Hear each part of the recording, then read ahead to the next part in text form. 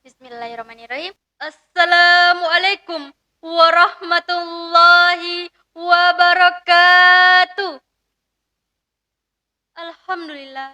Alhamdulillahirabbil alamin.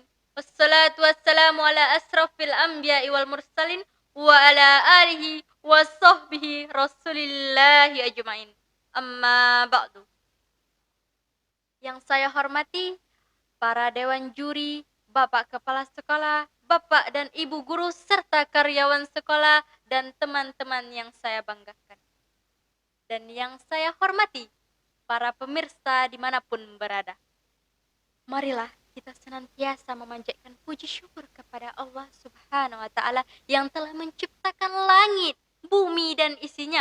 Allah Ta'ala yang Maha Ghafur, yang telah memberikan kita panjang umur, dan semoga kita tidak kufur.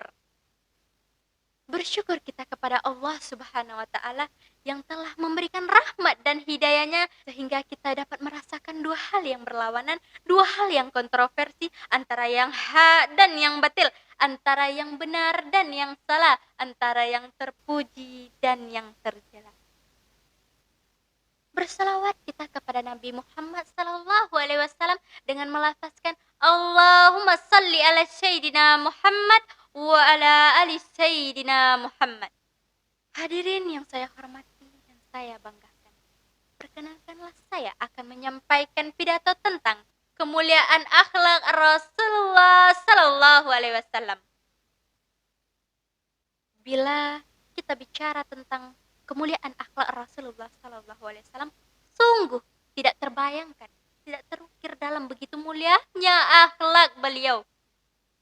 Setiap hari, jam, menit, bahkan detik apa yang dilakukan oleh Rasulullah sallallahu alaihi wasallam selalu mencerminkan akhlakul karimah.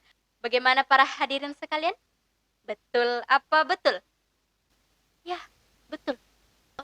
Rasulullah sallallahu alaihi wasallam memiliki sikap santun, memimpin selalu amanah, penyabar, lemah lembut, dan tidak sombong.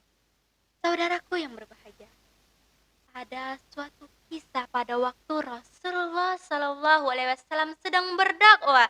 Beliau dilempari batu, dihujat oleh kaum kafir. Rasulullah sampai mengucurkan darah dari kepalanya. Lalu malaikat penjaga Bukit Taum itu berkata, "Ya Muhammad, angkatlah tanganmu, mintalah kepada Allah agar kuangkatkan kedua Bukit Taif ini dan kuhimpitkan kepada mereka." Akan tetapi Rasulullah sallallahu alaihi wasallam menjawab, Lah, aku mohon jangan lakukan itu. Fa innahum qawmun la ya'lamun. Mereka hanya belum tahu. Dan aku sangat berharap nantinya di Bukit Taif ini ada laki-laki dan perempuan, baik tua maupun muda, yang mengaku beriman kepada Allah Subhanahu wa Ta'ala. Dan aku rela, ikhlas mendapatkan hujatan dan kesengsaraan dari kaum kafir, selama Allah Subhanahu wa Ta'ala tidak murka kepadaku. Masya Allah. Dapatkah kita meneladani begitu mulianya akhlak Rasulullah sallallahu alaihi wasallam? Bisakah? Insya Allah.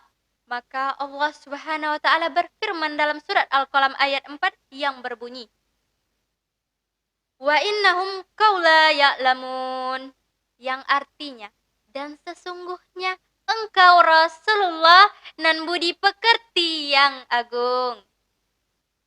Hadirin saudaraku yang berbahagia, Rasulullah sallallahu alaihi wasallam adalah salah satu nabi yang amat mencintai umatnya. Hal ini terbukti ketika sakaratul maut, kata-kata yang keluar dari mulut Rasulullah sallallahu alaihi wasallam adalah umat, umat, umat. Umatku, umatku, umatku. Dan saat ditambahkan surga oleh Allah Subhanahu wa Ta'ala, Rasulullah sallallahu alaihi wasallam belum bisa merasakan dan masih bertanya kepada malaikat Jibril, "Ya Jibril, bagaimana nanti nasib umatku?"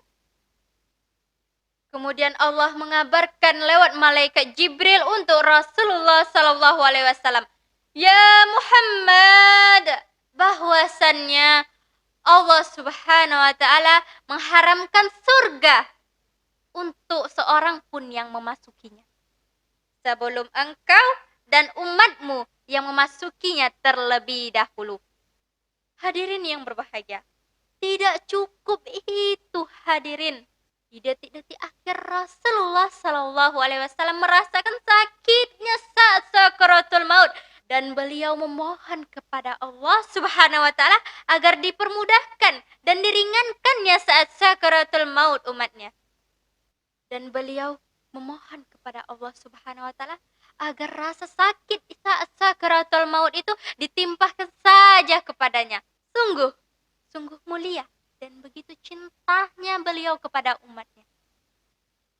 Maka dari itu, kita sebagai umat Rasulullah Sallallahu Alaihi Wasallam, kita ikuti perintahnya, saling menyayangi, saling mencintai sesama umat dalam kehidupan sehari-hari.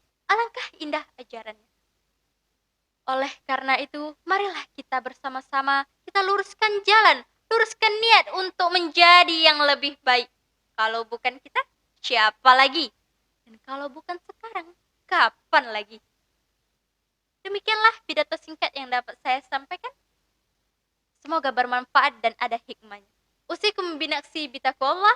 Assalamualaikum warahmatullahi wabarakatuh.